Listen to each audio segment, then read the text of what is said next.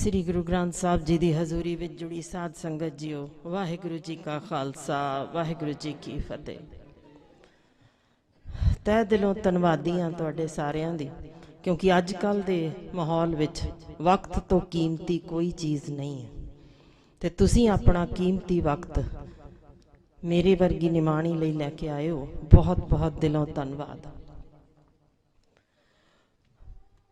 अज दा दिन बहुत कुछ सानू समझाउंदा है, जिहदे विच जे गुरु हर राय जी की वाली झात मार लईए तो जिथे सिखां लई एक फौज तैयार कीती सी, उत्थे ही जिस ढंग नाल सानू कुदरत वल मोड़न दा राह दिखाया सी, वो भी लामिसाल है।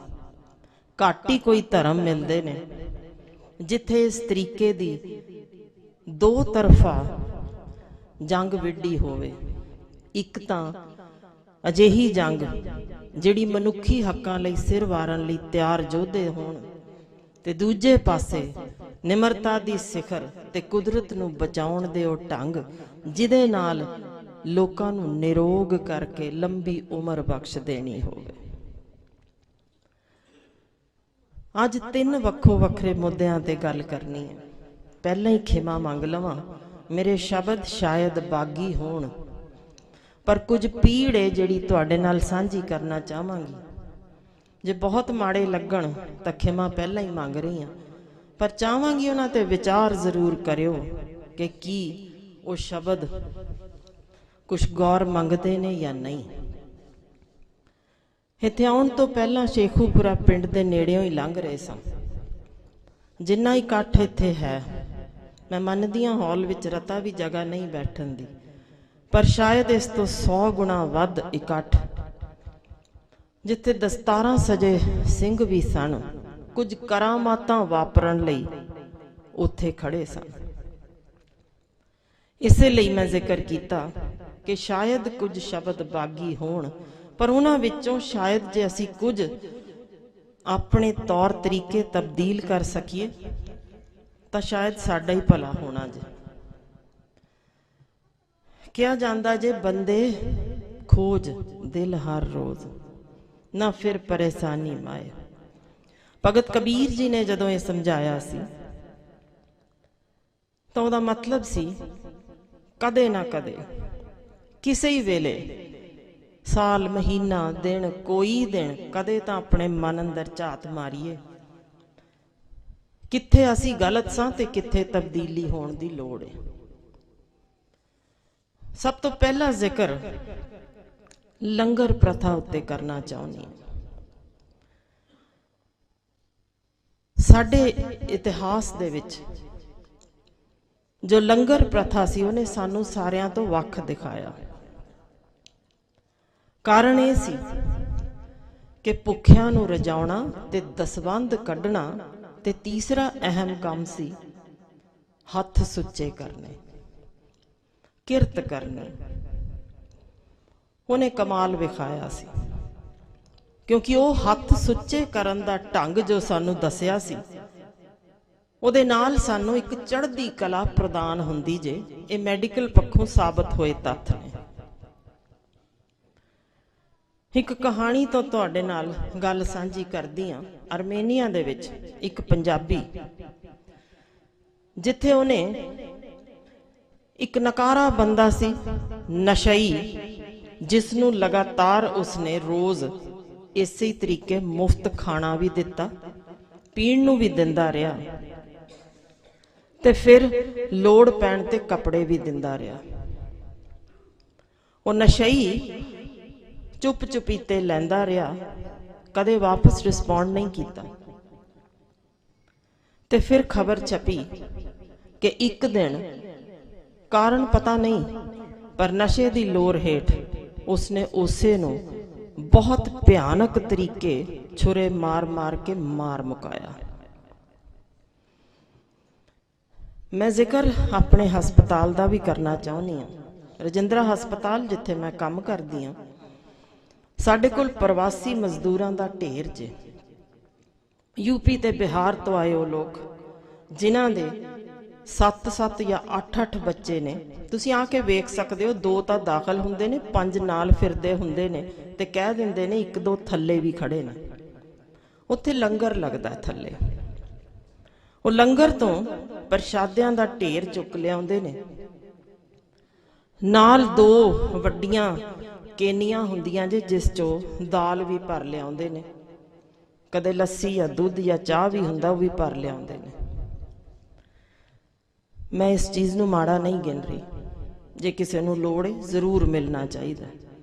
ਜੋ ਅਗਲੀ ਗੱਲ ਤੁਹਾਡੇ ਨਾਲ ਸਾਂਝਾ ਕਰਨ ਲੱਗੀ ਹਾਂ ਕਿ ਉਸ ਲੰਗਰ ਨੂੰ ਜਿੰਨਾ ਕੁ ਤਾਂ ਖਾਇਆ ਗਿਆ, ਬਾਕੀ ਉੱਥੇ ਬੈੱਡ ਦੇ ਥੱਲੇ ਸੁੱਟ ਦਿੰਦੇ ਨੇ ਦਾਲ ਵੀ, ਤੇ ਉਸੇ ਤਰ੍ਹਾਂ ਹੀ ਅੱਧੇ ਪ੍ਰਸ਼ਾਦਿਆਂ ਦਾ ਢੇਰ ਇੰਜ ਹੀ ਥੱਲੇ ਸੁੱਟ ਦਿੱਤਾ ਜਾਂਦਾ। ਜੇ ਤੁਸੀਂ ਸੜਕਾਂ ਤੇ ਵੀ ਲੰਗਰ ਲੱਗੇ ਦੇਖਦੇ ਹੋ, ਬੱਸਾਂ ਤੇ ਕਾਰਾਂ ਤੇ ਚਲਦਿਆਂ ਨੂੰ ਲੰਗਰ ਦਿੱਤਾ ਜਾਂਦਾ। ਉਹ ਪਰੋਸਿਆ ਹੋਇਆ ਲੰਗਰ ਥੋੜਾ ਜਿਹਾ ਅਗਾਂਹ ਜੇ ਤੁਸੀਂ ਉਹ ਆਪਣੀ ਕਾਰ ਜਾਂ ਬੱਸ 'ਚ ਲੰਘ ਰਹੇ ਹੋ, ਦੇਖਿਓ ਪਾਸਿਆਂ ਤੇ ਡੋਨਿਆਂ ਦੇ ਵਿੱਚ ਉਸੇ ਹੀ ਤਰ੍ਹਾਂ ਅੱਧੀ ਸਬਜ਼ੀ ਅੱਧੀ ਦਾਲ ਜਾਂ ਉਸੇ ਤਰ੍ਹਾਂ ਅੱਧੇ ਪ੍ਰਸ਼ਾਦੇ ਸੁੱਟੇ ਹੋਏ ਮਿਲ ਜਾਣਗੇ।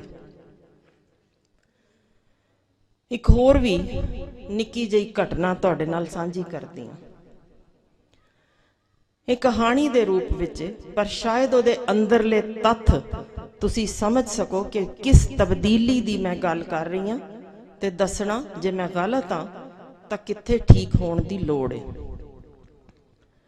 ਇਹ ਕਹਾਣੀ ਜੇ ਇੱਕ ਜੰਗਲ ਦੀ, ਜਿੱਥੇ ਜ਼ਿਕਰ ਕੀਤਾ ਗਿਆ ਕਿ ਸ਼ੇਰ ਤੇ ਸ਼ੇਰਨੀ ਇਕੱਠੇ ਰਹਿੰਦੇ ਸਨ, ਤੇ ਸ਼ੇਰਨੀ ਬਿਮਾਰ ਹੋਈ ਕਾਫੀ ਜ਼ਿਆਦਾ ਜਦੋਂ ਉਹਨੇ ਬੱਚੇ ਜੰਮੇ ਸਨ।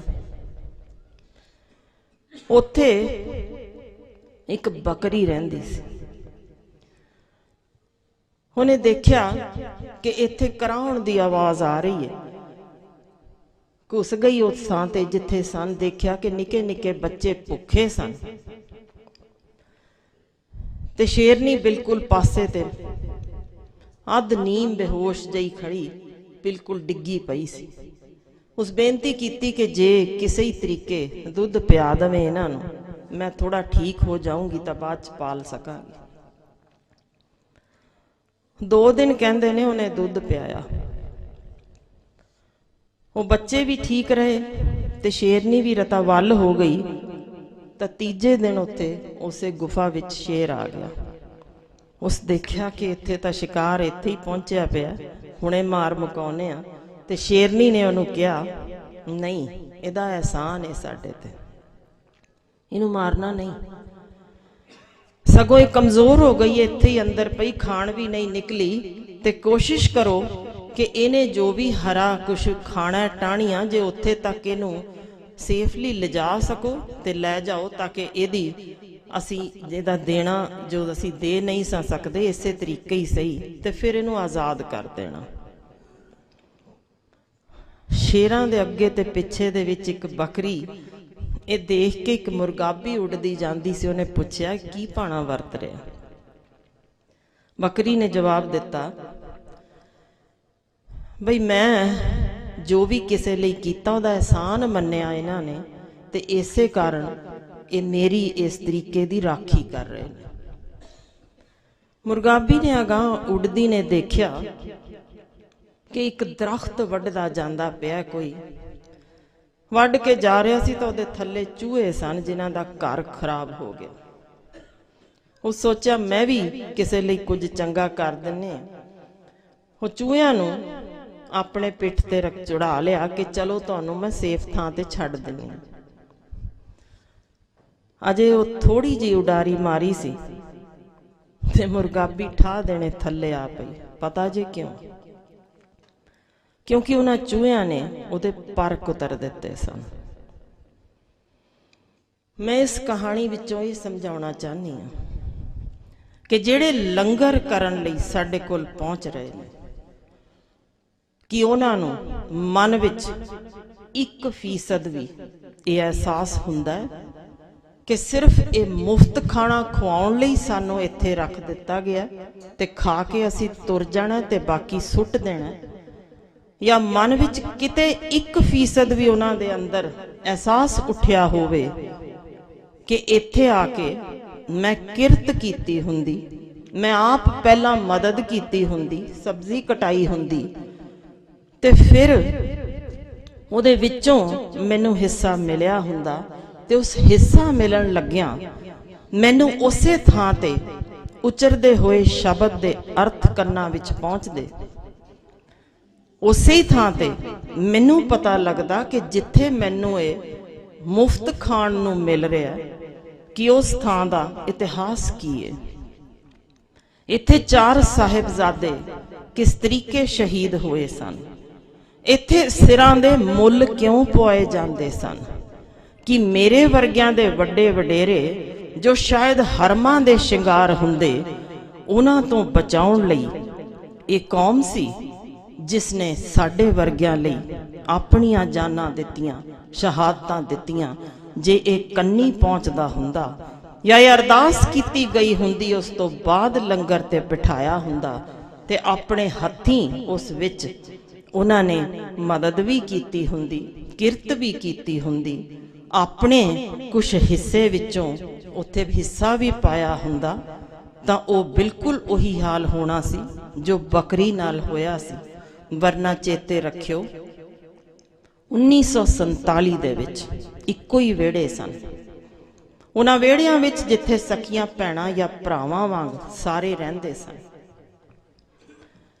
ਰਤੀ ਜਿਹੀ ਮਨ ਵਿੱਚ ਕੌੜ ਭਰੀ ਗਈ ਕੁਰਸੀ ਧਾਰੀਆਂ ਦੇ ਵੱਲੋਂ, ਜਿਨ੍ਹਾਂ ਨੇ ਰਾਜ ਕਰਨਾ ਸੀ, ਤੇ ਨਫ਼ਰਤਾਂ ਦੇ ਸੈਲਾਬ ਵਿੱਚ ਜਿੱਥੇ ਹਰ ਹਰ ਮਹਾਦੇਵ ਤੇ ਅੱਲਾਹੂ ਅਕਬਰ ਦੇ ਨਾਰਿਆਂ ਹੇਠ ਪੱਤਾਂ ਲੁੱਟੀਆਂ ਗਈਆਂ, ਤੇ ਜਿਸ ਤਰੀਕੇ ਦੇ ਗੱਡੀਆਂ ਲਾਲ ਕਰ ਦਿੱਤੀਆਂ ਗਈਆਂ ਲਹੂ ਦੇ ਨਾਲ ਭਰੀਆਂ, ਉਹਦੇ ਵਿੱਚ ਇੱਕ ਵੀ ਜਣੇ ਨੇ ਕਦੇ ਇੰਨਾ ਵੀ ਨਹੀਂ ਖਿਆਲ ਕੀਤਾ ਕਿ ਇਹੀ ਭਰਾ ਤੇ ਭੈਣ ਜਿਨ੍ਹਾਂ ਨੂੰ ਅਸੀਂ ਮੰਨ ਰਹੇ ਸਾਂ, ਇਹ ਸਾਡੇ ਵੈਰੀ ਨਹੀਂ। ਸਾਨੂੰ ਪਾੜਨ ਵਾਲੇ ਤਾਂ ਕੋਈ ਹੋਰ ਹੀ ਸੱਪ ਨੇ ਜਿਨ੍ਹਾਂ ਨੂੰ ਅਸੀਂ ਦੁੱਧ ਪਿਆਉਂਦੇ ਰਹੇ। ਇਹੀ ਚੂਹੇ ਸਾਡੇ ਮੁਰਗਾਬੀ ਨੂੰ ਕੁਤਰਨ ਲਈ 1984 ਵਿੱਚ ਵੀ ਨਿੱਤਰੇ ਸਨ। ਇੱਕੋ ਹੀ ਗਲੀ ਵਿੱਚ, ਇੱਕੋ ਹੀ ਮਾਹੌਲ ਦੇ ਅੰਦਰ। ਲੂਣ ਦਾ ਵੀ ਸਾਂਝ ਸੀ, ਲੂਣ ਦਾ, ਤੇ ਇੱਥੋਂ ਤੱਕ ਕਿ ਉਹਨਾਂ ਦੇ ਕਈ ਥਾਈਂ ਤਾਂ ਬੇਟੀਆਂ ਦੀ ਸਾਂਝ ਵੀ ਸੀ। ਆਪੋ ਵਿੱਚ ਨਾ ਸਿਰਫ ਉਹ ਵਿਆਹੇ ਹੋਏ ਰਿਸ਼ਤੇਦਾਰੀਆਂ, ਤੇ ਜਿਸ ਤਰੀਕੇ ਦੀ ਮਰਗਤਾਂ ਤੇ ਵੀ ਸਭ ਦੀ ਸਾਂਝ। ਜ਼ਰਾ ਸੋਚ ਕੇ ਤਾਂ ਵੇਖਿਓ ਕਿ ਪਲ ਛਿਣ ਦੇ ਵਿੱਚ ਇੰਨੀ ਨਫ਼ਰਤ ਉਹਨਾਂ ਦੇ ਮਨਾਂ ਵਿੱਚ ਭਰ ਦਿੱਤੀ ਗਈ ਕਿ ਉੱਥੇ ਦੀਆਂ ਉਹੀ ਧੀਆਂ ਜਿਹੜੀਆਂ ਉਹਨਾਂ ਨੂੰ ਚਾਚਾ ਕਹਿ ਕੇ ਬੁਲਾਉਂਦੀਆਂ ਸਨ, ਉਹਨਾਂ ਦੀ ਨਾ ਸਿਰਫ ਸਮੂਹਕ ਬਲਾਤਕਾਰ ਨਾਲ ਭਿਆਨਕ ਤਰੀਕੇ ਕੱਟ ਵੱਢ ਕੀਤੀ ਗਈ, ਬਲਕਿ ਪੱਗਵਟ ਭਰਾ ਜਿਨ੍ਹਾਂ ਨੂੰ ਮੰਨਦੇ ਸਨ, ਉਹਨਾਂ ਦੇ ਗਲਿਆਂ ਵਿੱਚ ਟਾਇਰ ਪਾ ਕੇ ਸਾੜ ਵੀ ਦਿੱਤੇ ਗਏ, ਤਾੜੀਆਂ ਵੀ ਵੱਜੀਆਂ, ਕੁੱਤਿਆਂ ਕੋਲੋਂ ਪੜਵਾਏ ਵੀ ਗਏ। ਪਰ ਉਹਨਾਂ ਦੇ ਮਨ ਵਿੱਚ ਇੱਕ ਵੀ ਵਾਰ ਹਿਰਖ ਨਹੀਂ ਆਇਆ ਕਿ ਕੌਮ ਇਹ ਕਿਹੜੀ ਜੇ ਜਿਹਦੇ ਵਿੱਚ ਹਿੰਦ ਦੀ ਚਾਦਰ ਬਣਨ ਵਾਲੇ ਵੀ ਨੇ, ਤੇ ਉਹ ਬਚਾਉਣ ਕਿਹਨਾਂ ਨੂੰ ਗਏ ਸੀ। ਮੈਂ ਕਿਤੇ ਹਿੰਦੂ ਸਿੱਖ ਮੁਸਲਮਾਨ ਦੇ ਪਾੜ ਦੀ ਗੱਲ ਨਹੀਂ ਕਰ ਰਹੀ, ਮੈਂ ਜ਼ਿਕਰ ਕਰ ਰਹੀ ਹਾਂ ਇੱਕ ਵਰਟੀਕਲ ਸਪਲਿਟ ਜੋ ਇਸ ਵੇਲੇ ਸਾਡੇ ਮੁਲਕ ਵਿੱਚ ਦਿਸਣ ਲੱਗ ਪਈ ਜੇ, ਜਿੱਥੇ ਸਾਡੇ ਵਿਰੁੱਧ ਕਮਾਲ ਦੀ ਜੰਗ ਛੇੜੀ ਗਈ ਜੇ। ਪਹਿਲਾਂ ਇਹ ਕਹਿ ਦਿੱਤਾ ਗਿਆ ਕਿ ਇਹ ਮਸਖਰੇ ਨੇ, ਸਿੰਘਾਂ ਦੇ 12 ਵੱਜ ਰਹੇ ਨੇ, ਇਹ ਕਹਿ ਕੇ ਮਜ਼ਾਕ ਦੇ ਪਾਤਰ ਬਣਾ ਦਿੱਤਾ ਗਿਆ। ਤੇ ਫਿਰ ਉਹਨਾਂ ਹੀ ਸਿੰਘਾਂ ਨੂੰ ਅੱਜ ਅੱਤਵਾਦੀ ਕਰਾਰ ਦੇ ਦਿੱਤਾ ਗਿਆ। ਜੇ ਨਹੀਂ, ਪੰਜਾਬੋਂ ਬਾਹਰ ਜਾ ਕੇ ਬਹੁਤ ਵਾਰ ਮੈਨੂੰ ਜਾਣ ਦਾ ਮੌਕਾ ਮਿਲਿਆ, ਜਿੱਥੇ ਨਾਮ ਪੂਰੇ ਜ਼ੋਰ ਸ਼ੋਰ ਨਾਲ ਕਹੀਏ ਨਾ ਕਿ ਮੇਰੇ ਨਾਮ ਪਿੱਛੇ ਕੌਰ ਹੈ, ਤਾਂ ਅਗਲਾ ਸਵਾਲ ਪੁੱਛਿਆ ਹੀ ਇਹ ਜਾਂਦਾ, ਖਾਲਿਸਤਾਨੀ ਹੋ? ਇਹ ਸਵਾਲ ਕਿਸ ਨੇ ਉਠਾਇਆ? ਕੌਣ ਜੇ ਜਿਹੜਾ ਇਸ ਤਰੀਕੇ ਦੀ ਨਫ਼ਰਤ ਦਾ ਸੈਲਾਬ ਫੈਲਾ ਰਿਹਾ? ਤੇ ਇਸੇ ਨਫ਼ਰਤ ਹੇਠ ਹੋਰਨਾਂ ਸੂਬਿਆਂ ਵਿੱਚ ਖਬਰਾਂ ਪਹੁੰਚਦੀਆਂ ਨੇ ਕਿ ਦਸਤਾਰਾਂ ਵੀ ਉਤਰਦੀਆਂ ਨੇ, ਕੇਸਾਂ ਤੋਂ ਫੜ ਕੇ ਘੜੀਸਿਆ ਵੀ ਜਾਂਦਾ, ਤੇ ਫਿਰ ਉਹ ਨਫ਼ਰਤੀ ਅੱਗ ਜੋ ਚੁਫੇਰੇ ਇਸ ਵੇਲੇ ਸਿਰਫ ਪਾੜੋ ਤੇ ਰਾਜ ਕਰੋ ਵਾਲਿਆਂ ਦੀ ਨੀਤੀ ਨੂੰ ਉਹਨਾਂ ਨੂੰ ਸੁਖਾਲੀ ਜਾਪਦੀ ਜੇ, ਉਹ ਇਸ ਤਰੀਕੇ ਦੀ ਨਫ਼ਰਤ ਚੁਫੇਰੇ ਫੈਲਾ ਰਹੇ ਨੇ। ਪਰ ਜੇ ਲੱਗਦਾ ਜੇ ਕਿ ਅਸੀਂ ਇਹਨੂੰ ਛੇਤੀ ਖਤਮ ਕਰ ਸਕਦੇ ਹਾਂ, ਤਾਂ ਸ਼ਾਇਦ ਮੈਂ ਇਸ ਹੋਰ ਘਟਨਾ ਦਾ ਜ਼ਿਕਰ ਕਰਦੀ ਹਾਂ ਜੋ ਅਸਲ ਘਟਨਾ ਫਰਾਂਸ ਦੇ ਵਿੱਚ ਹੋਈ ਸੀ। ਸ਼ਾਇਦ ਸਮਝ ਆ ਜਾਏ ਕਿ ਇਸ ਨਫ਼ਰਤ ਨੂੰ ਬਟੋਰਨਾ ਸੌਖਾ ਨਹੀਂ ਹੋਣਾ। ਹੋਇਆ ਇੰਜ ਸੀ, ਇੱਕ ਗਵਾਂਢੀ ਨੇ ਉੱਥੇ ਸਿਰਫ ਇੰਨੀ ਗੱਲ ਕੀਤੀ ਸੀ ਕਿ ਮੈਨੂੰ ਸ਼ੱਕ ਹੈ ਮੇਰਾ ਗਵਾਂਢੀ ਚੋਰ ਹੈ। ਪੁਲਿਸ ਫੜ ਕੇ ਲੈ ਗਈ। ਸਾਬਤ ਕੀਤਾ ਗਿਆ ਕਿ ਨਹੀਂ, ਇਹ ਚੋਰ ਨਹੀਂ, ਤੇਰਾ ਵਹਿਮ ਸੀ। ਤਾਂ ਉਹ ਆ ਕੇ ਗਵਾਂਢੀ ਨੇ ਅਖੀਰ ਕਹਿ ਦਿੱਤਾ, ਚੰਗਾ ਜੀ, ਸੌਰੀ। ਉਸ ਜੱਜ ਨੇ ਕਿਹਾ, ਇਸ ਤਰ੍ਹਾਂ ਨਹੀਂ, ਤੂੰ ਕੱਲ ਨੂੰ ਕੋਰਟ ਚ ਆਈ, ਇੱਕ ਕਾਗਜ਼ ਲਈ, ਉਸ ਤੇ 4-5 ਲਾਈਨਾਂ ਲਿਖੀ, ਫਿਰ ਉਹਨੂੰ ਪਾੜ ਦਈ ਤੇ ਖਿੜਕੀ ਚੋਂ ਬਾਹਰ ਉਡਾ ਦਈ। ਉਹ ਬੰਦਾ ਅਗਲੇ ਦਿਨ ਇਸੇ ਤਰ੍ਹਾਂ ਕੋਰਟ ਚ ਪਹੁੰਚਿਆ। ਜੱਜ ਨੇ ਪੁੱਛਿਆ ਕਿ ਇਸ ਤਰ੍ਹਾਂ ਕੀਤਾ? ਉਸ ਕਿਹਾ, ਹਾਂਜੀ ਮੈਂ ਕੀਤਾ। ਤਾਂ ਜੱਜ ਕਹਿਣ ਲੱਗਾ, ਠੀਕ ਹੈ, ਹੁਣ ਕਾਕਾ ਇਸ ਤਰ੍ਹਾਂ ਕਰ, ਹੁਣ ਕੱਲ ਫੇਰ ਆਈ, ਪਰ ਉਹ ਕਾਗਜ਼ ਸਾਰੇ ਦੇ ਸਾਰੇ ਇਕੱਠੇ ਹੋਣੇ ਚਾਹੀਦੇ ਨੇ। ਉਹ ਬੰਦਾ ਪੁੱਛਣ ਲੱਗਿਆ, ਇਹ ਕਿਵੇਂ ਹੋ ਸਕਦਾ? ਉਹ ਤਾਂ ਖੋਰੇ ਕਿੱਥੇ ਕਿੱਥੇ ਉੱਡ ਕੇ ਗਏ, ਮੈਂ ਕਿਵੇਂ ਉਹਨਾਂ ਨੂੰ ਫੜ ਸਕਦਾ? ਤਾਂ ਜੱਜ ਕਹਿਣ ਲੱਗਾ, ਇਹੀ ਕੁਛ ਕਿਸੇ ਦੇ ਬਾਰੇ ਜਦੋਂ ਉਚਾਰਿਆ ਜਾਂਦਾ, ਤੁਸੀਂ ਤਾਂ ਇੱਕ ਸੌਰੀ ਕਹਿ ਕੇ ਵਾਪਸ ਹੋ ਜਾਓਗੇ, ਪਰ ਜਿਸ ਢੰਗ ਨਾਲ ਉਹ ਨਫ਼ਰਤ ਉੱਡਦੀ ਜੇ, ਉਹ ਕਾਬੂ ਵਿੱਚ ਕੀਤੀ ਨਹੀਂ ਜਾ ਸਕਦੀ। ਬਿਲਕੁਲ ਇਸੇ ਤਰ੍ਹਾਂ ਦੀ ਇਹ ਨਫ਼ਰਤ ਇੱਥੇ ਤੱਕ ਸੀਮਤ ਨਹੀਂ। ਤੁਸੀਂ ਹੋਰਨਾਂ ਮੁਲਕਾਂ ਵਿੱਚ ਵੀ ਇਹ ਖਬਰਾਂ ਸੁਣਦੇ ਹੋ ਕਿ ਸਾਡੇ ਲੋਕ ਸ਼ਿਕਾਰ ਉੱਥੇ ਵੀ ਬਣਦੇ ਨੇ। ਕਾਰਨ ਇਹ ਕਿ ਇਹੀ ਜੋ ਗਲਤ ਚੀਜ਼ ਫੈਲਾਈ ਜਾ ਰਹੀ ਹੈ ਉੱਥੇ ਵੀ ਪਹੁੰਚਦੀ ਹੈ ਕਿ ਇਹ ਤਾਂ ਅੱਤਵਾਦੀ ਨੇ। ਜਿਹਦੇ ਵੀ ਪਿੱਛੇ ਸਿੰਘ ਜਾਂ ਕੌਰ ਲੱਗਿਆ ਹੁੰਦਾ, ਉਹਨੂੰ ਸ਼ੱਕ ਦੀ ਨਿਗਾਹ ਨਾਲ ਵੇਖੋ। ਟੱਪੋ ਜ਼ਰਾ ਪੰਜਾਬ, ਹਰਿਆਣੇ ਵਿੱਚ ਹੀ ਜਿਹੜਾ ਵੀ ਦਸਤਾਰਧਾਰੀ ਲੰਘਦਾ ਹੈ ਨਾ, ਕਾਰਾਂ ਦੀ 4-4 ਵਾਰ ਚੈਕਿੰਗ ਹੁੰਦੀ ਜੇ। ਉਸ ਤੋਂ ਅਗਾਂਹ ਚੋਂ ਲੰਘ ਜਾਓ, ਪੇਪਰ ਲੈਣ ਲਈ ਅਸੀਂ ਆਮ ਹੀ ਜਾਂਦੇ ਰਹਿੰਦੇ ਹਾਂ, ਰਾਜਸਥਾਨ ਵੱਲ ਵੀ ਉਸ ਤੋਂ ਵੀ ਅਗਾਂਹ। ਹਰ ਥਾਈਂ 2 ਵਾਰ ਨਜ਼ਰ ਝਾਕ ਕੇ ਫਿਰ ਰੱਤਾ ਥੋੜੀ ਥਾਂ ਛੱਡ ਕੇ ਹੀ ਖੜੇ ਹੁੰਦੇ ਨੇ ਕਿ ਇਹ ਲੋਕ ਠੀਕ ਨਹੀਂ। ਇਹ ਅੱਜ ਠੀਕ ਨਹੀਂ, ਪਰ ਕੌਣ ਸੀ ਜਿਹਨੇ ਇਹ ਦੱਸਿਆ ਸੀ ਕਿ ਭਾਈ ਰਾਮੋ ਤੇ ਸ਼ਾਮੋ ਜਦੋਂ ਚੁੱਕੀਆਂ ਗਈਆਂ ਸਨ ਮੁਗਲਾਂ ਵੱਲੋਂ, ਉਦੋਂ ਪੰਡਿਤ ਜੀ ਦੀਆਂ ਉਹ ਦੋਵੇਂ ਧੀਆਂ ਪੂਰੇ ਪਿੰਡ ਵਿੱਚ ਪੰਡਿਤ ਜੀ ਹਰ ਇੱਕ ਦੇ ਘਰ ਅੱਗੇ ਹੱਥ ਜੋੜ ਕੇ ਖੜੇ ਸਨ, ਮੇਰੀਆਂ ਧੀਆਂ ਚੁੱਕੀਆਂ ਗਈਆਂ ਨੇ, ਲਿਆਓ। ਇੱਕ ਵੀ ਜਣਾ ਅਗਾਂਹ ਨਹੀਂ ਸੀ ਆਇਆ।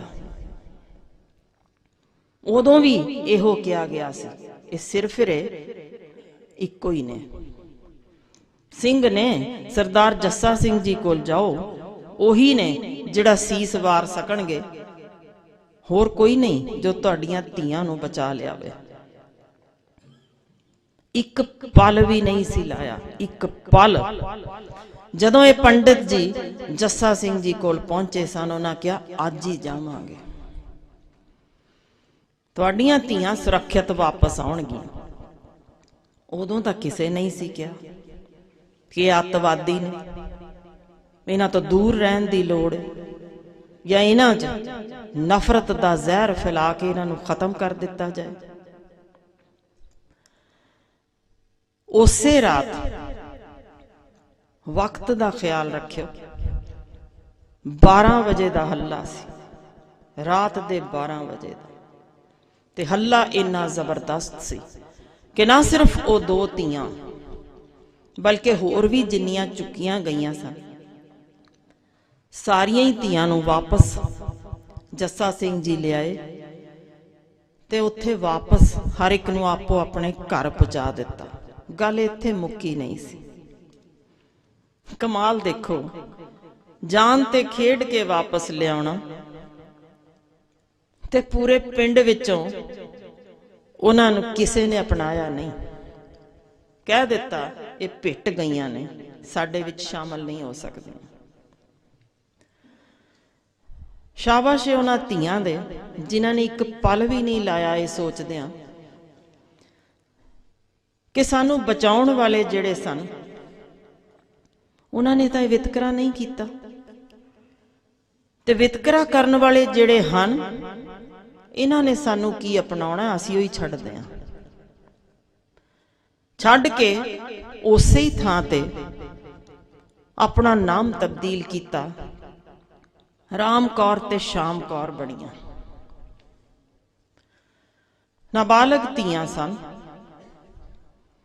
ਰਹਿੰਦੀਆਂ ਆਪਣੇ ਪਿਓ ਕੋਲ ਸਨ, ਪੰਡਤ ਜੀ ਕੋਲ।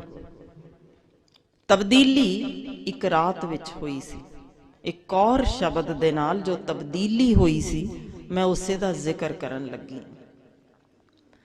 ਉਹ ਹੁੰਦਾ ਜੇ ਆਪਣੇ ਮਨ ਅੰਦਰ ਝਾਕਣਾ, ਇਹ ਮਹਿਸੂਸ ਕਰ ਲੈਣਾ ਕਿ ਮੈਂ ਸਭ ਕੁਝ ਕਰਨ ਦੇ ਸਮਰੱਥ ਹਾਂ।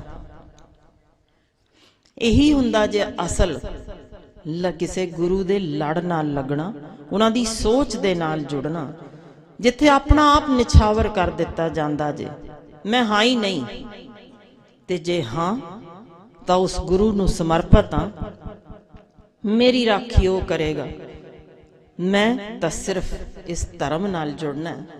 ਤੇ ਉਹੀ ਸੀ ਸਮਾਂ ਜਿੱਥੇ ਉਹਨਾਂ ਨੇ ਨਾ ਸਿਰਫ ਨੇਜ਼ੇ ਦੀ, ਤਲਵਾਰ ਚਲਾਉਣ ਦੀ, ਘੁੜਸਵਾਰੀ ਦੀ, ਸਭ ਕੁਝ ਦੀ ਸਿੱਖਿਆ ਲਈ। ਤੇ ਕਮਾਲ ਦੇਖੋ ਇਹ ਵਾਪਰਿਆ ਕਿ ਉਹਨਾਂ ਨੇ ਆਪ ਉਹੀ ਹੱਲੇ ਫਿਰ ਸ਼ੁਰੂ ਕੀਤੇ, ਤੇ ਜਿਹੜੀਆਂ ਹੋਰ ਧੀਆਂ ਚੁੱਕੀਆਂ ਗਈਆਂ ਸਨ ਉਹਨਾਂ ਨੂੰ ਵਾਪਸ ਲਿਆਉਣ ਲਈ ਉਹ ਤਿਆਰ ਹੋ ਗਈਆਂ ਸਨ। ਤੇ ਇੱਕ ਨਹੀਂ, ਦੋ ਨਹੀਂ, ਅਜਿਹੇ ਘੱਟੋ ਘੱਟ 7 ਜਾਂ 8 ਹੱਲੇ ਕੀਤੇ ਜਿਹਦੇ ਵਿੱਚ ਹੋਰ ਚੁੱਕੀਆਂ ਹੋਈਆਂ ਧੀਆਂ ਵਾਪਸ ਲੈ ਆਏ ਸੀ।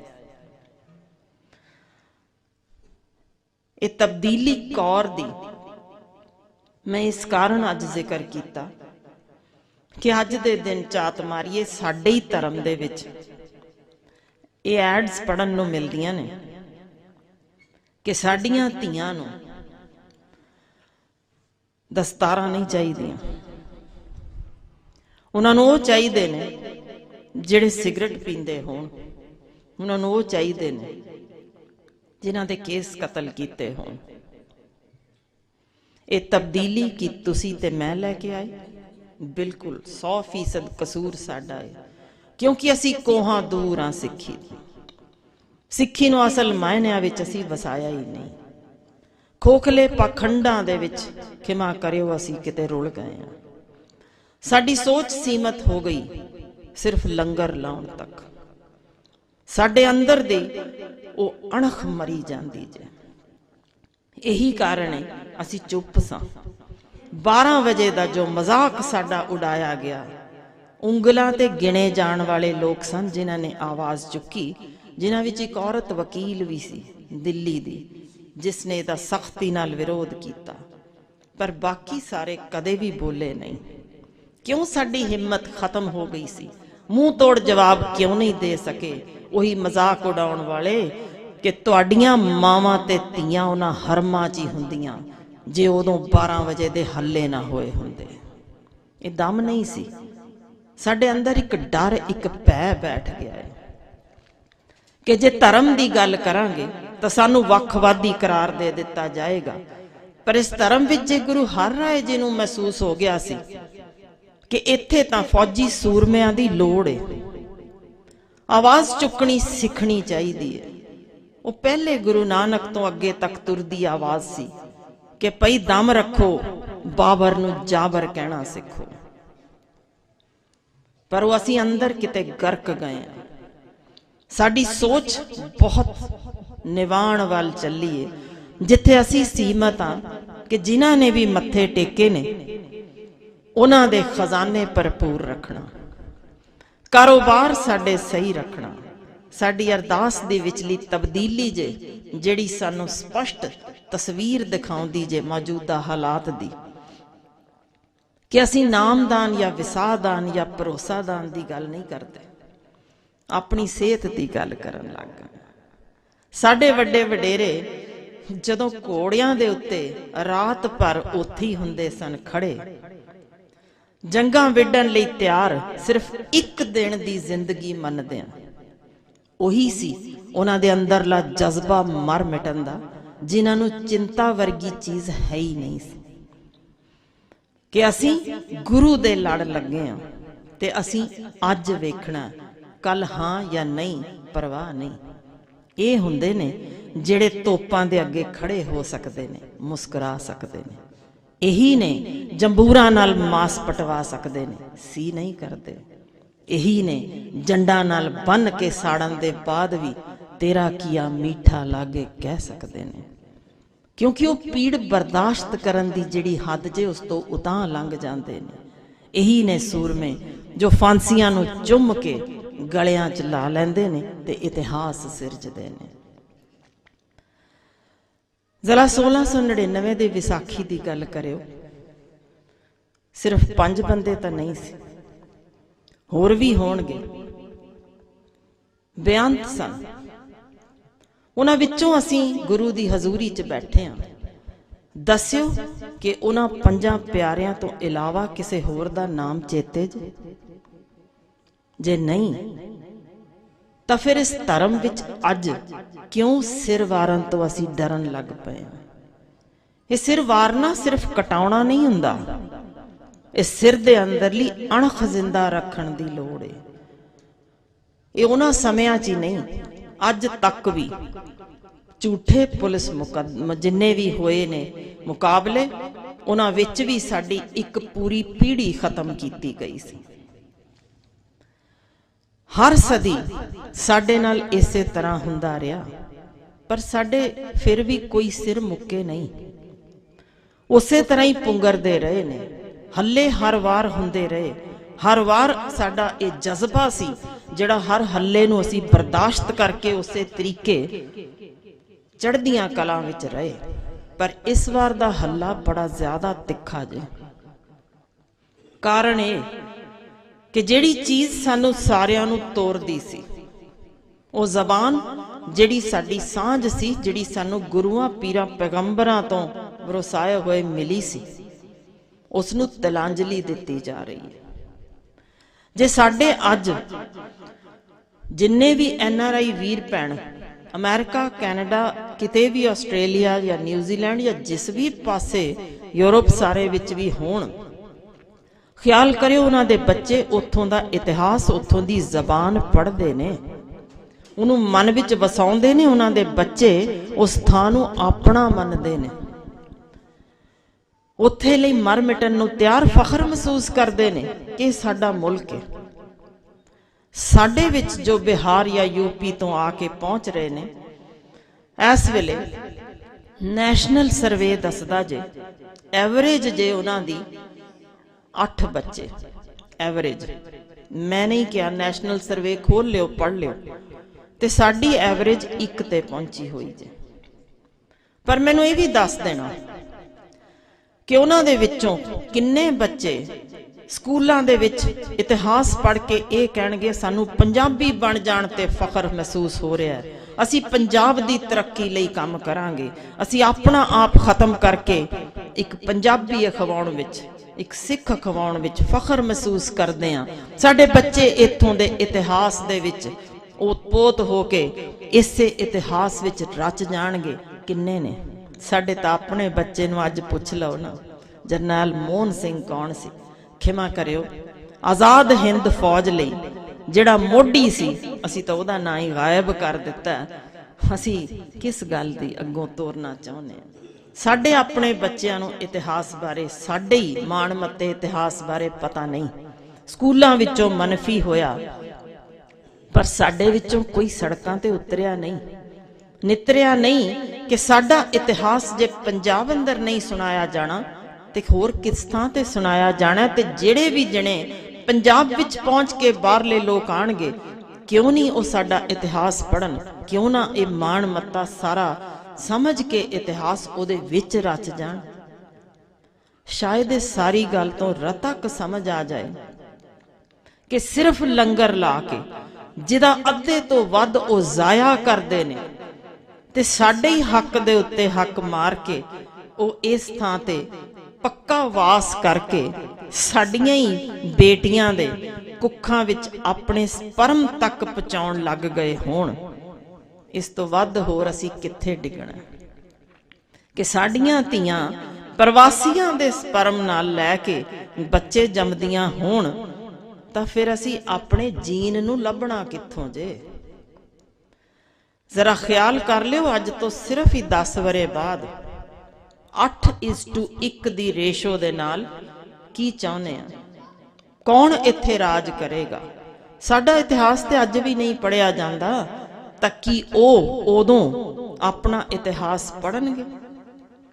साडे स्कूलां विच तां अज भी पंजाबी बोलण ते फाइन लगदा जी। आ 10 को परे जे साडे ही विचले करामातां भालण वल तुर गए ने तां इस तो वध होर निगार की होना जे कि साडियां धीआं साडे कोलों वख हो के होर धर्मां विच जाना पसंद करदियां होण। साडे बच्चे नशियां दे उस दरिया विच गर्क रहे होण जिथे साडे ही सियासतदान आप इस धंधे दे विच शामिल होण ते फिर जिस ढंग नाल साडे विच इस वेले कैपिटल रेप कैपिटल बन रहे होण, जिथे ड्रग्स दा कैपिटल भी आ नेड़े ही लुधियाने बन गया होवे ते दूजे नंबर ते अमृतसर जिसनूं सिफती दा घर असी कहने आ ਉਹ इस समय इस तरीके ऐलान दिता गया होवे तां की साडियां जड़ां मजबूत रह सकणगीਆਂ। जे इहो जिहियां खबरां अज पढ़ के असी चुप बैठे आ ना कि प्रवासी मजदूर ने 2 वरियां दी बालड़ी पंजाबी धी दा न सिर्फ बलात्कार किया बल्कि कट वड के गला घुट के मार दिता ते असी खबर पढ़ के वरका पलट दिन्ने आ। इस तो वध होर लानत ना आखां तां की आखां। किवें लहू खोलेगा, कदों उठांगे कि भाई असी सिर्फ समागमां तक सीमित ना होइए, असी अंदरली बलदी अग लैके खड़े होइए जेड़ी अग साडे अंदर फूकी सी उसे विसाखी दे समय। उस सिरां दी अज भी लोड़ है, अज भी इहो चीज दी लोड़ है कि गगन दमामा बाजियो पर निशाने काओ, खेत जो मांडियो सूरमा अब जूझण को दाओ। ये कदों जूझना, कदों उठना, कदों जागना, ये करामातां कदों तक असी वेखणियां जे। करामातां दी इस धर्म विच थां नहीं है, क्योंकि इस धर्म विच बहुत स्पष्ट किया गया हर मंदिर ये शरीर है। साडे तां शरीर दे अंदर रब जे, बाहर की भालदे हैं, क्यों मत्थे रगड़दे हैं। इस चीज लई बच्चे क्यों तैयार कर रहे हैं कि जा पई कल पेपर है, अज मत्था रगड़िया 10 रुपए टेकिया ते एग्जाम ठीक हो जाएगा। इहो जी गल कदों कीती जांदी, अरदास कीती जांदी जे इस धर्म विच कि असीं सिर वारन चले आ, साडे अंदर किते पै ना होवे, असीं तगड़े होके जाना ते अरदास दा सिर्फ इक्को मकसद है कि असीं जिस भी काम लई चले आ निपटा के आउणा जे, आर या पार दी जंग विडनी जे। ये जे इस धर्म दा सुनिया करामातां तक सीमित नहीं हो सकते। जिस तरीके इस वेले नवा एक सिलसिला शुरू होया है कि ये कहना कि भाई ये सिख हिंदू ही ने, सही जे उदों सिख नहीं सन जदों गुरु नानक साहिब ने आवाज चुकी सी, पर उस आवाज चुकी दे विच स्पष्ट कर दिता सी कि रब तो चुफेरे है हर चीज विच, इनू कमरियां अंदर या किसी दीवारां अंदर कैद नहीं किया जा सकता। वो तो हर दरख्त विच भी जे, हर जीव विच, पर गल ये है कि इहदे विच सिर्फ ओही आण इस धर्म विच जेड़े नीवियां तो अत नीवें ਵੱਖ ਕਰ ਦਿੱਤੇ ਗਏ, ਲਤਾੜੇ ਗਏ। आओ तुहानू तुहाडे हक्कां बारे दसीए ते अपने हक्कां बारे आवाज़ चुकनी सीखो कि बई तुसी जिन्ने भी थावां ते मनुखी हक्कां दा घाण हो रहा होएगा, जिथे भी धार्मिक पखंडां तहत लुट हुंदी होएगी, उत्थे दम रखियो, आवाज़ चुको, साबित करो कि असी वख हां। बिल्कुल उही आवाज़ चुकण दी सानू अज भी लोड़ है। एक शब्द जरूर तुहाडे नाल साझा करदी हां, जिस नाल होर भी जो तीसरा पक्ष तुहाडे नाल साझा करना सी। राम राम करता सब जग फिरै, राम ना पाया जाए। इस वेले एक होर भी ये नीति तहत गल शुरू हुई कि जेड़ा भी राम नाम नहीं लैंदा वो इस धरती ते भारत दे विच रह नहीं सकता। इस तरीके की नफरती भाषणा की लड़ी लग चुकी है। कमाल ही जे कि जेड़े बोलण वाले ने सिर्फ भड़काए हुए ने, क्योंकि कोई भी अजिहा नहीं जिहड़ा अपने पद्धर ते रत्ती की डुंगियाई विच धर्म नूं समझ सके कि भाई धर्म तां सिर्फ साडे अंदर नाल संबंधित है कि अंदरों किन्ने क असीं साफ ते पाक अपने मन अंदर झाक के हो सकते हैं। पर अफसोस कि जिस तरीके की उन्हां समयां विच भी नफरती लहर छिड़ी सी, अज भी ये धर्म दे पाड़ एक नवीं होर 84 सिरजन वाल तुरे ने। जे अजे भी असी ना समझा सके उन्हां नूं तां वाकई मुश्किल घड़ी आ जानी जे। कारण ये साडे वड्डी गिणती नपुंसक हो रहे नौजवान, नशियां विच गर्क चुके साडे नौजवान, साडियां ओ औरतां जिहड़ियां सिर्फ धीआं ना रखण करके वार वार अबॉर्शनस करा के अगों बच्चे जम्मण योग नहीं रहीआं। ते जिस तरीके इस वेले एड्स दा हल्ला बोलिया गया साडे अंदर, एक होर हल्ला भी जे। नौजवान पीढ़ी 20 वरियां तो 35 साल दे विच दे जो शराब दे नाल असर हेठ जिगर फेल करा रही है ना, 10 सालां बाद वो जिगर फेल दा भी उन्ना ही ढेर दिसना जे। फिर सोचियो कि साडे इत्थों दे जिन्ने भी बच्चे बाहर गए वो उस मुल्क दे हो चुके ने, पर इत्थे बच्चियां दे विच तुसीं या मैं नहीं होना जे अगले असी 30 या 50 वरियां दी गल करदे हां। तो फिर इन्हां ही गुरुद्वारियां दे अंदर पंजाबी पढ़न वाला नहीं कोई होना जिहड़ा दस सके कि ये जीवन दा ढंग विलखण की लिखिया जे। उदों फिर यही गल होनी जे कि इत्थे तां ईसा मसीह दी बंदगी होनी है, ते फिर कौन जे जो उदों आवाज़ चुकण आएगा। ना इतिहास रहा साडा, ना साडियां जो नीहां विच इस वेले नशियां दे दरिया वगाए ने वो किते ठल पाए जा रहे ने। ते जिस तरीके इस वेले साडियां धीआं दे उधाले हो रहे ने, उन्हां विच भी सिखर इस वेले आ चुकी जे। ते फिर जिस ढंग नाल असी आपो अपने घरां विच अपनियां ही धीआं दा शरीरक शोषण हुंदा वेख रहे हां, वो गिणती भी हद्दां पार कर चुकी है। कोई पासा छड्डिया तां नहीं, जिस पास्यों असी अवेसले हो ना होए होई। कदे तां उठिए कि भाई ये सारे पास्यों ठल पैन दी लोड़ है कि अज तां हुण नवां ही रुझान शुरू हो गया कि विआह बाद विच हुंदे ने, तलाक अगले दिन शुरू हो जाते। कोई पासा छड्डिया भी है कि साडियां धीआं पहल कदमी करदियां ने कि मैं इहदे नाल वसना ही नहीं, मैनूं अज ही तलाक दी लोड़ है। जरा देखियो ये गिणतियां सुर्खियां बनन लगियां ने अखबारां 'च। तो यदा मतलब जे कि असी धीआं नूं आज़ादी किस ढंग दी चाहिदी वो भी दस नहीं समझे, वो भी समझा नहीं सके। कारण पता जे की है, साडे धर्म विच अज गल जिथे भी मर्जी देखो तो मर्द गमड़ियां दी हुंदी जे। मैं खिलाफ नहीं, क्यों ना कीती जावे, पर की औरतां ने इतिहास नहीं सी सिरजा? साडियां धीआं दे अगे एक औरत आइकन, एक हीरो असी बनाना ही नहीं चाहते। किते मन अंदर ये वहम जे कि जे धीआं या औरतां अगां असी ले आए ਤਾਂ ਕਿਤੇ ਮਰਦ ਕਿਤੇ ਦੱਬਿਆ ਨਾ ਜਾਵੇ। ਖਿਮਾ ਕਰਿਓ, ਗੁਰੂ ਦੀ ਹਜ਼ੂਰੀ ਵਿੱਚ ਬੈਠੇ ਹਾਂ। ਇਹ ਗੱਲ ਸ਼ਾਇਦ ਕਿਸੇ ਨੂੰ ਚੁੱਭੇ ਵੀ, ਪਰ ਮੈਨੂੰ ਦੱਸ ਦੇਣਾ ਕਿੰਨੀਆਂ ਕੁ ਥਾਵਾਂ ਤੇ ਬੀਬੀ ਲੱਖੀ ਦਾ ਕਦੇ ਵੀ ਦਿਹਾੜਾ ਮਨਾਇਆ ਗਿਆ ਹੋਵੇ, ਜਾਂ ਪਤਾ ਹੀ ਹੋਵੇ ਉਹ ਹੈ ਕੌਣ ਬਲਾ ਸੀ। ਕਿਉਂਕਿ ਅਸੀਂ ਇਤਿਹਾਸ ਔਰਤਾਂ ਦਾ ਸਾਂਭਿਆ ਹੀ ਨਹੀਂ, ਅਸੀਂ ਉਹ ਦਿਨ ਮਨਾਉਣੇ ਚਾਹੁੰਦੇ ਹੀ ਨਹੀਂ।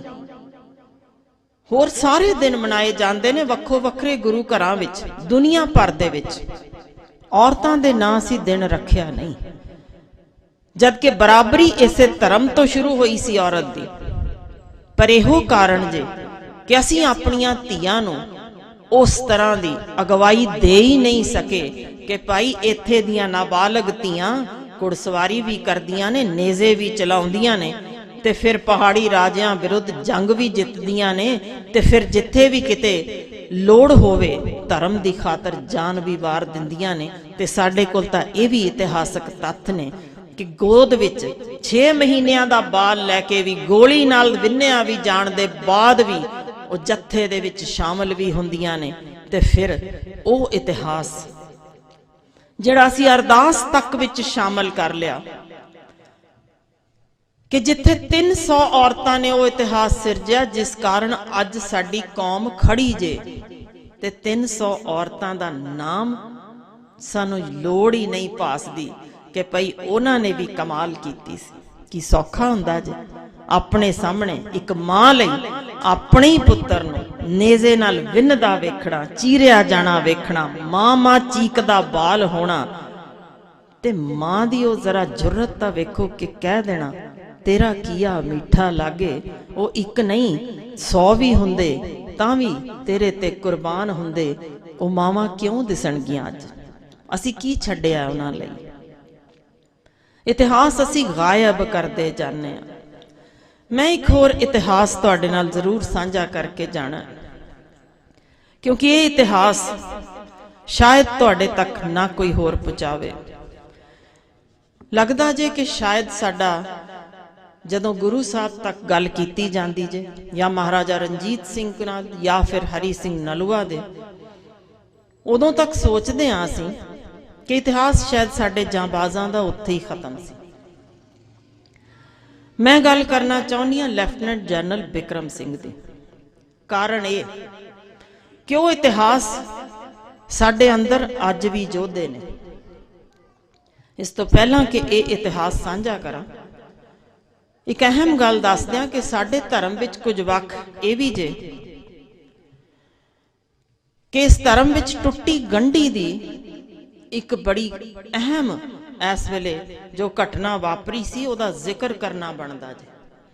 ਕਿ ਇਸ ਧਰਮ ਵਿੱਚ ਅਸੀਂ ਜਦੋਂ ਬੇਮੁਖ ਹੋ ਜਾਂਦੇ ਆ ਨਾ ਗੁਰੂ ਤੋਂ, ਕਿੰਨੀਆਂ ਵੀ ਗਲਤੀਆਂ ਕੀਤੀਆਂ ਹੋਣ, ਉਹ ਗੁਰੂ ਬਖਸ਼ਣਹਾਰ ਹੈ। ਜਿੰਨੇ ਵੀ ਮੈਂ ਗੱਲਾਂ ਦਸੀਆਂ, ਕੋਈ ਅਜਿਹੀਆਂ ਨਹੀਂ ਜਿਹੜੀਆਂ ਅਸੀਂ ਰੋਕ ਨਹੀਂ ਸਕਦੇ। ਜਿਸ ਵੀ ਦਿਨ ਸੱਚੇ ਮਨ ਨਾਲ ਗੁਰੂ ਨਾਲ ਜੁੜਾਂਗੇ, ਖਿਮਾ ਮੰਗਾਂਗੇ ਕਿ ਗਲਤੀ ਹੋ ਗਈ, ਅੱਜ ਵਾਪਸ ਆਉਣ ਲੱਗੇ ਆ, ਤਾਂ ਉਹ ਟੁੱਟੀ ਗੰਢੀ ਹੋਈ ਗਿਣੀ ਜਾਂਦੀ ਜੇ। ਇਸ ਧਰਮ ਵਿੱਚ ਖਿਮਾ ਦਾ ਬਹੁਤ ਮਹੱਤਵ ਜੇ।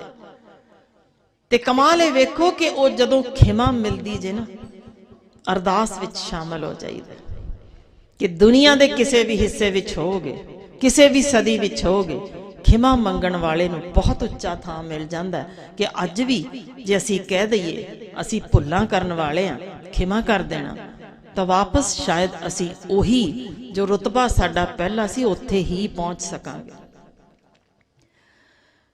ਜਿਸ ਲੈਫਟੀਨੈਂਟ ਜਨਰਲ ਬਿਕਰਮ ਸਿੰਘ ਦੀ ਗੱਲ ਕਰਨ ਲੱਗੀ ਹਾਂ, ਸਨ 1962 ਦੀ ਗੱਲ ਜੇ। ਇਹ ਯੋਧਾ ਡਰੈਗਨ ਕਿਲਰ ਵਜੋਂ ਜਾਣਿਆ ਜਾਂਦਾ ਹੈ। ਡਰੈਗਨ ਕਿਲਰ ਨੂੰ ਜਦੋਂ ਪੁੱਛਿਆ ਗਿਆ ਸੀ ਕਿ ਭਈ ਇਹ ਬਹਾਦਰੀ ਦਾ ਸਿਖਰ ਕਿੱਥੋਂ ਆਈ, ਬਹਾਦਰੀ ਦੀ ਸਿਖਰ ਤਾਂ ਕਿ ਉਹਨੂੰ ਅੱਜ ਤੱਕ ਚੀਨੀ ਯਾਦ ਰੱਖਦੇ ਨੇ। ਉਹਨਾਂ ਦੇ ਜੇ ਤੁਸੀਂ ਜੰਗਾਂ ਦੇ ਗੱਲ ਪੜ੍ਹੋਗੇ ਜਾ ਕੇ, ਇਤਿਹਾਸ ਦੇ ਵਿੱਚ ਇਹਨਾਂ ਦਾ ਨਾਮ ਆਉਂਦਾ ਜੇ, ਜਿੱਥੇ ਇਹਨਾਂ ਨੂੰ ਯਾਦ ਹੀ ਡਰੈਗਨ ਕਿਲਰ ਵਾਂਗ ਕੀਤਾ ਜਾਂਦਾ ਜੇ। ਲੱਦਾਖ ਵਿੱਚ ਜਾਓਗੇ ਨਾ, ਅੱਜ ਵੀ ਜਾਓ, ਉੱਥੇ ਬੋਧੀ ਇਹਨਾਂ ਦਾ ਖਾਸ ਤੌਰ ਤੇ ਨਾਮ ਲਿਖਿਆ ਹੋਇਆ ਯਾਦ ਕਰਦੇ ਨੇ। ਅੱਜ ਵੀ जो जिस तरह की भी अरदास करते हैं इन्हां नूं याद नाल रखिया जाता है। लामा जिहड़े उत्थे ने उन्होंने अपने गोंपियां दे विच भी मोनैस्ट्रीज दे विच इन्हां दा नाम लिखिया होया है। उत्थे दे लोक गीतां विच इन्हां दा नाम शामिल होया है। जम्मू विच जाओगे उत्थे चौंक दा नाम भी इसे जांबाज योद्धे दा लिखिया मिलेगा। जिस तरीके इन्हां ने उदों बहादरी विखाई सी, पता जे की जवाब दिता सी जदों पुछया सी कि इन्ना दमदार बंदा असीं वेख्या नहीं कोई, ये बहादरी तुहाडे अंदर आई किवें? उन्हां दा जवाब इक्को सी, मेरे गुरु ने गुरु गोबिंद सिंह जी, जिन्हां ने माछीवाड़े दे जंगलां दे विच जो इतिहास सिरजिया सी, नंगे पैरी जिहड़े तुरे सन ओ पीड़ मेरे अंदर जे, मैं वो करजा लाउणा जे तुर गया तां उन्हां दे सामने खड़े होना ते जवाब दे होवांगा उन्हां नूं कि मैं की कर सकिया सी। ये हुंदी जे ताकत, जिथे साडे योद्धे अज दे दिन भी इहो कमाल करदे पए ने। जिथे गल एक होर जिक्र करना चाहांगी महावीर चक्कर विजेता ब्रिगेडियर संत सिंह दी। इस कारण ये जिक्र कर रही हूं कि असी तां अपने इतिहासक तत्थ अपनियां बीबियां ही नहीं सांभियां तां फिर ये योद्धे अगों किने याद रखने ने? ये तां इत्थे सरकारां ने ही रोल छड्डने ने। ते जे असी ना याद रखे, मावां ने ये इतिहास अगे ना तोरिया या साडे वीरां ने अपने गभरूआं नूं अगों इसे कहानियां दे नाल जो असल घटनावां ने बहादरी दे सिखर जे ना अगों तोरे, सच जाणियो शौखे शिकार बनन लई असी अपने बच्चे तैयार कर रहे हैं, जिहड़े हनेरे नूं वेख के भी तरहंदे ने। ये नहीं कि जो ठंडी यख थां दे उत्ते भी खड़े ये कह सकन कोई परवाह नहीं, असी तां पुत्तर या धीआं उस गुरु गोबिंद सिंह दे, ये आवाज़ साडे विचों निकलदी नहीं। ये फौज दे जिन्ने भी अज तक दे चमकदे सितारे ने उन्हां विचों सिखरला नां ब्रिगेडियर संत सिंह दा ही लिया जांदा। जे असी सही मैणिਆਂ विच अज दे दिन 1.25 लाख नाल एक लड़ जाण वाला विखाउणा होए तां इन्हां दे बारे फौज विच इहो लफज वरते जांदे ने कि 1.25 लाख नाल ये इक्को लड़न वाला जांबाज महावीर चक्कर विजेता सी, जिसने दो जंगां दे विच सर्व उच्च सन्मान प्राप्त किए। 1965 ते 1971 दी जंग विच जे अज पाकिस्तान नूं खदेड़ के मैमन सिंह ते माधोपुर अज हिंदुस्तान दा हिस्सा है तां सिर्फ इसे योद्धे सदका जे। ये मन्ने सन कि जिस ढंग नाल गोलियां दी पछार नाल विन दिता गया फिर भी कदम नहीं लड़खड़ाए, तां पता जे की जवाब सी? मेरा अजीत सिंह 137 वार विन्निया गया सी, फिर भी डटिया खड़ा सी। मैं किवें थिड़क सकदा? मैनू ते पुत्तर होण दा सन्मान प्राप्त होया, मैं उन्हां हजारां पुत्रां चों एक सां, मैं किवें थिड़क सकदा सा?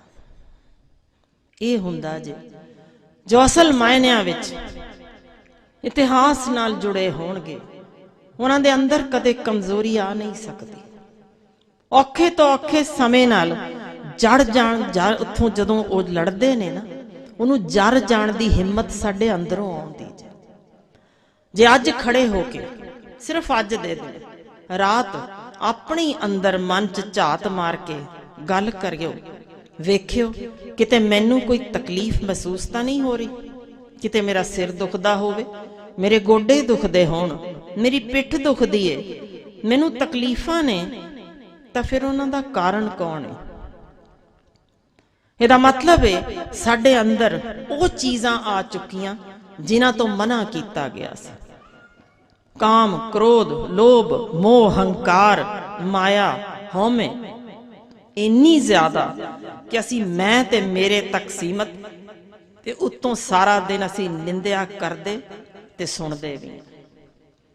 ये सारे दे दौरान साडे ही शरीर दे अंदर ਉਹੀ ਰੱਬ ਜਿਹਨੂੰ ਮਹਿਸੂਸ ਕਰਨਾ ਉਹ ਟਿਕ ਨਹੀਂ ਸਕਦਾ, ਕਿਉਂਕਿ ਕੋਈ ਸਮਾਂ ਅਸੀਂ ਛੱਡਿਆ ਹੀ ਨਹੀਂ ਸਾਰੇ ਦਿਨ 'ਚ ਜਿੱਥੇ ਇੱਕ ਪਲ ਸਿਰਫ ਅਸੀਂ ਇਹ ਕਹੀਏ ਕਿ ਸਾਰਾ ਹੀ ਕੁਝ ਖਤਮ, ਮੈਂ ਤੇਰੇ ਲੇਖੇ ਲਾਇਆ ਆਪਣੀ ਜ਼ਿੰਦਗੀ ਤੇ ਤਬਦੀਲੀ ਵੇਖ ਲਿਓ। ਇਹ ਖੋਜ ਜੇ ਫਰਾਂਸੀਸੀ ਡਾਕਟਰ ਨੇ ਕੀਤੀ ਸੀ। ਉਸ ਖੋਜ ਦੇ ਵਿੱਚ ਇਹ ਦੇਖਿਆ ਕਿ ਕੁਝ ਲੋਕਾਂ ਨੂੰ, ਜਿਨ੍ਹਾਂ ਨੂੰ ਸੀਰੀਅਸ ਬਿਮਾਰੀਆਂ ਸਨ, ਜਿਨ੍ਹਾਂ ਵਿੱਚ ਕੈਂਸਰ ਤੱਕ ਦੇ ਮਰੀਜ਼ ਸਨ, ਪਤਾ ਜੇ ਕੀ ਕਰਨ ਨੂੰ ਕਿਹਾ ਗਿਆ? 28,000 ਲੋਕ ਸਨ ਜਿਹੜੇ ਉੱਤੇ ਖੋਜ ਹੋਈ, ਕੋਈ ਥੋੜੇ ਨਹੀਂ ਸਨ। ਕੁਝ ਗੱਲਾਂ ਸਿਰਫ ਕਹੀਆਂ ਗਈਆਂ ਕਿ ਰਾਤ ਨੂੰ ਸੌਣ ਤੋਂ ਪਹਿਲਾਂ ਆਪਣੇ ਆਪ ਨੂੰ ਸੁਣਾਉਣਾ ਜੀ ਕਿ ਮੈਂ ਠੀਕ ਹੋ ਰਿਹਾ, ਮੈਂ ਠੀਕ ਹਾਂ, ਜੋ ਵੀ ਕੁਝ ਮਹਿਸੂਸ ਹੋ ਰਿਹਾ ਰੱਬਾ ਤੂੰ ਖਿਆਲ ਰੱਖੀ, ਜਿਹੜੇ ਵੀ ਮਰਜ਼ੀ ਉਹ ਰੱਬ ਨੂੰ ਧਿਆਉਂਦਾ ਹੋਵੇ ਉਹ ਤੂੰ ਧਿਆਨ ਰੱਖੀ। ਮੈਂ ਤਾਂ ਸਿਰਫ ਸ਼ੁਕਰ ਕਰਦਾ ਕਿ ਮੈਂ ਅੱਜ ਜ਼ਿੰਦਾ ਹਾਂ। ਸ਼ੁਕਰ ਹੈ 4 ਪਹਿਰ ਦਿਨ ਦੇ ਸੁੱਖ ਨਾਲ ਬਤੀਤ ਹੋਏ ਨੇ ਤੇ 4 ਪਹਿਰ ਅੱਗੋਂ ਰਾਤ ਦੇ ਸੁੱਖ ਨਾਲ ਬਤੀਤ ਹੋਣਗੇ। ਸ਼ੁਕਰ ਹੈ ਰੱਬਾ, ਤੇਰਾ ਬਹੁਤ ਸ਼ੁਕਰ ਹੈ। ਸਿਰਫ ਇੰਨੀ ਗੱਲ, ਬਹੁਤੀ ਵੱਡੀ ਗੱਲ ਨਹੀਂ। ਉੱਚੀ ਬੋਲਣਾ ਸੀ, ਸੁਣਾਉਣਾ ਸੀ, ਤਾਂ ਕਿ ਆਪਣੇ ਕੰਨਾਂ ਰਾਹੀਂ ਉਹਨੂੰ ਅੰਦਰ ਤੱਕ ਇਹ ਗੱਲ ਪਹੁੰਚ ਸਕੇ। ਜਿੰਨੇ ਵੀ, ਮੈਂ ਸਾਰਿਆਂ ਦੀ ਗੱਲ ਕਰਦੀ ਹਾਂ ਜਿਹੜੇ ਕਿ ਬਿਲਕੁਲ ਹੀ ਲਾਸਟ ਸਟੇਜ ਸਨ, ਜਿਨ੍ਹਾਂ ਦੇ ਕੋਲ ਦੇਣੀ ਸਿਰਫ ਹਫਤਾ ਜਾਂ 10 ਦਿਨ ਸੀ, ਉਹਨਾਂ ਨੂੰ ਕੱਢ ਦਈਏ ਤਾਂ ਬਾਕੀ ਜਿੰਨੇ ਵੀ ਸਨ ਸਾਰਿਆਂ ਦੀ ਬਿਮਾਰੀ ਉੱਥੇ ਹੀ ਰੁਕੀ ਲੱਭੀ, ਵਧੀ ਨਹੀਂ ਸੀ ਹੋਈ। ਕਿ ਕਦੇ ਅਸੀਂ ਸਿਰਫ ਇੱਕ ਤੁਕ, ਇੱਕੋ ਹੀ ਤੁਕ ਸਾਰੇ ਹੀ ਛੱਡ ਦਿਓਗੇ ਜੇ ਗੁਰੂ ਗ੍ਰੰਥ ਸਾਹਿਬ ਵੀ ਕਦੇ ਧਿਆਨ ਦਿੱਤਾ, ਸੁਣਿਆ ਦੁੱਖ ਪਾਪ ਕਾ ਨਾਸ, ਜਾਂ ਇਹ ਸ਼ਬਦ ਸੁਣਿਆ ਪੋ ਨਾ ਸਕੈ ਕਾਲ? ਕੀ ਅਸੀਂ ਮਨ ਅੰਦਰ ਵਸਾਇਆ ਜਾਂ ਸਿਰਫ ਰੱਟੂ ਤੋਤੇ ਵਾਂਗ ਪੜ ਕੇ ਤੁਰ ਗਏ? ਕਿੰਨੇ ਜਣਿਆਂ ਜਿਹੜੀ ਦੁੱਖ ਤਕਲੀਫ ਦੇ ਬਾਵਜੂਦ ਇਹ ਕਹਿ ਸਕਦੇ ਹੋਈਏ ਸ਼ੁਕਰ ਹੈ ਰੱਬਾ ਅੱਜ ਜ਼ਿੰਦਾ। ਕਿੱਡੀ ਵੱਡੀ ਗੱਲ ਹੈ। ਸੁੱਤੇ ਉੱਠੇ ਆ, ਪਤਾ ਹੈ ਸਾਨੂੰ ਕਿ ਅੱਜ ਦੇ ਦਿਨ ਲੱਖਾਂ ਮਰ ਜਾਣੇ ਨੇ ਤੇ ਹਮ ਆਦਮੀ ਹਾਂ ਇੱਕਦਮ ਹੀ, ਪਤਾ ਨਹੀਂ ਅੱਜ ਉੱਠਣਾ ਵੀ ਸੀ ਕਿ ਨਹੀਂ, ਪਰ ਜੇ ਉੱਠ ਸਕੇ ਆ ਕਿੱਡੀ ਵੱਡੀ ਗੱਲ ਹੈ। ਇਹ ਵੀ ਖੋਜ ਹੀ ਹੋਈ ਸੀ। ਬੰਦਿਆਂ ਨੂੰ ਪੁੱਛਿਆ ਗਿਆ, ਨੀਗਰੋ ਸਨ ਜਿੱਥੇ ਪੁੱਛਿਆ ਗਿਆ $1 ਮਿਲੀਅਨ ਦੇਣਾ ਲਓਗੇ? ਸਾਰਿਆਂ ਨੇ ਜ਼ਬਰਦਸਤ ਹੱਥ ਚੁੱਕੇ, ਲਵਾਂਗੇ, ਪਰ ਸ਼ਰਤ ਇਹ ਜੇ ਸਵੇਰੇ ਮਰ ਜਾਓਗੇ। ਇੱਕ ਨੇ ਵੀ ਨਹੀਂ ਲਿਆ, ਨਹੀਂ ਲੈਣਾ, ਜ਼ਿੰਦਗੀ ਜ਼ਿਆਦਾ ਕੀਮਤੀ ਹੈ। ਤਾਂ ਫਿਰ ਜੇ ਅਸੀਂ ਸੁੱਤੇ ਉੱਠੇ ਜ਼ਿੰਦਾ, ਮਰ ਚੁੱਕੇ ਹੋਣਾ ਸੀ, ਕਿੱਡੀ ਵੱਡੀ ਗੱਲ ਹੈ।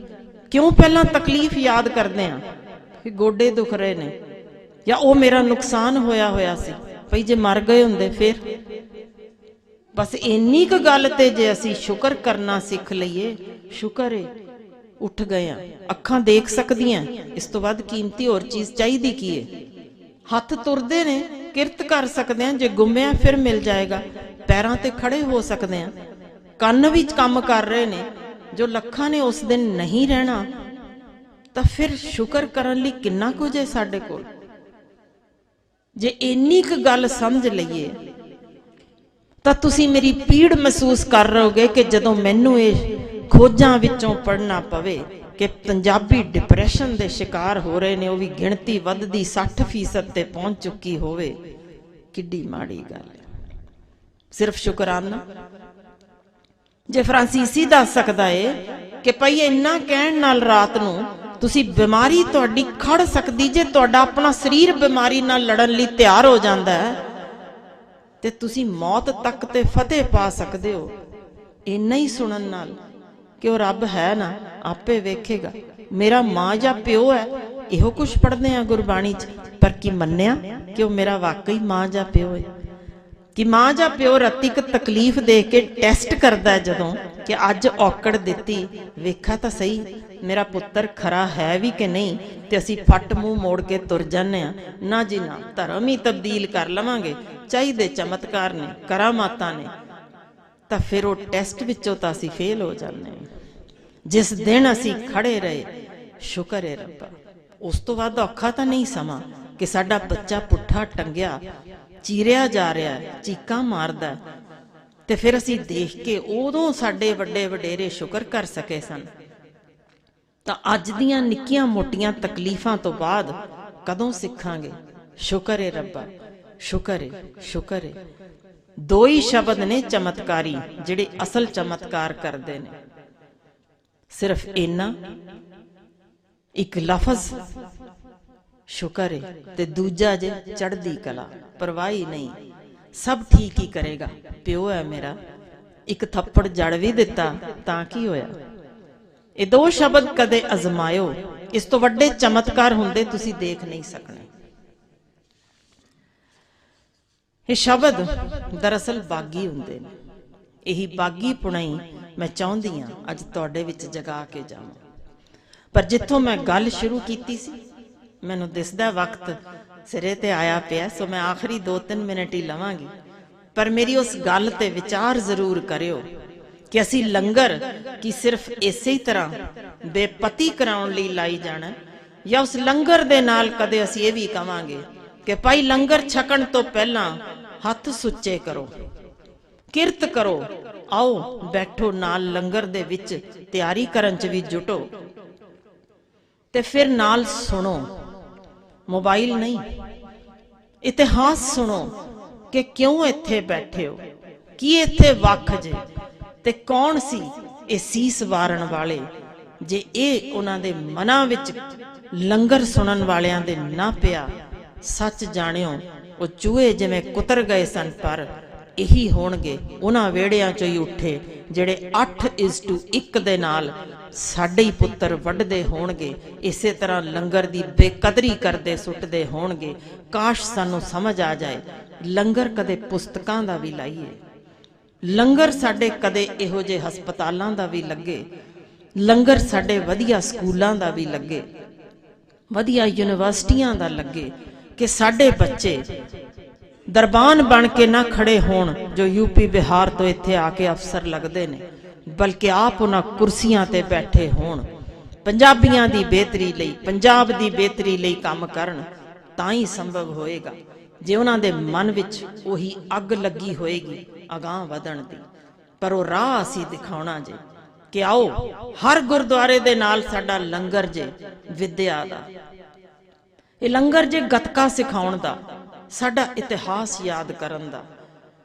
इत्थे ही साडे हस्पताल भी जे, जिथे होरना थावां ते जाके देखियो उत्थे बाइबल भी पढ़ी जांदी जे, होर भी बहुत कुछ हुंदा जे।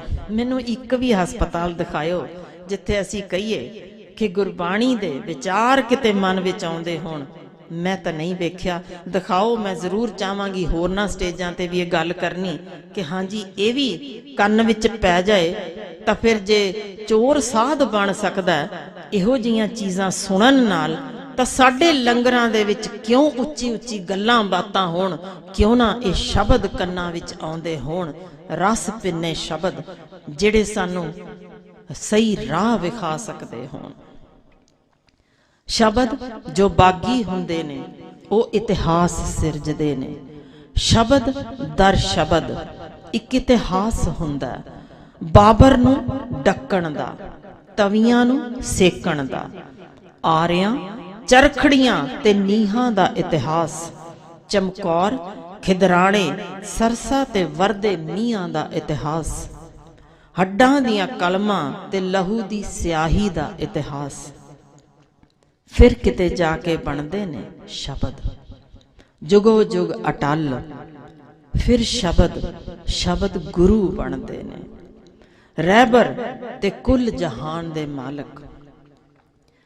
राजे शीं मुकद्दम कुत्ते कहण दी ताकत आउंदी है, उदों गले दुआले बलदे टायर भी खालसा पंथ दी नींह बनाउंदे ने, उदों सिर दीजै कान ना कीजै शब्द अपने अर्थ दरसाउंदे ने।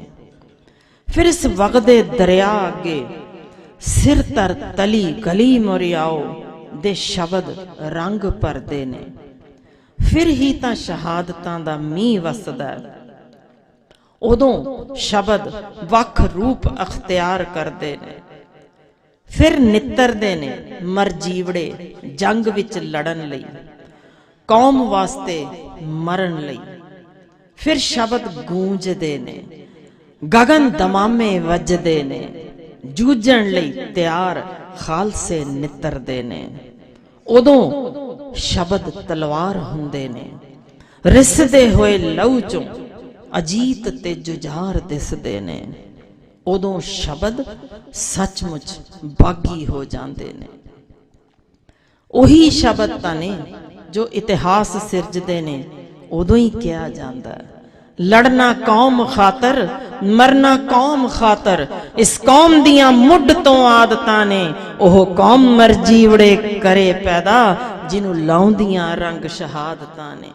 बहुत बहुत तुहाडा धन्नवाद इन्ने समय लई।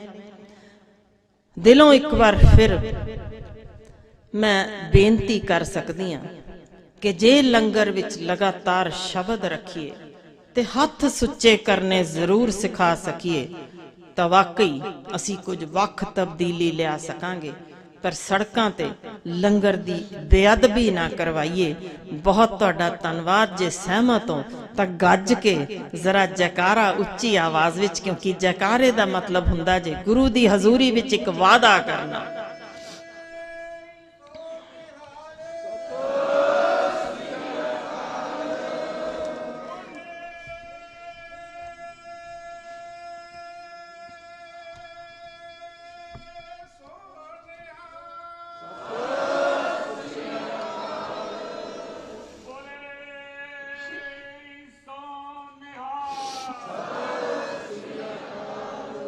मैनू लग्या माई भागो दियां भी शेरनियां ही ने, कौर ना लग्या, आवाज ही नहीं आई। जरा गज्जो तो सही।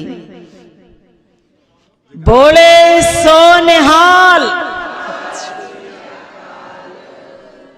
वाहिगुरू जी का खालसा, सत श्री अकाल। वाहिगुरू जी का खालसा, वाहिगुरू जी की फतेह।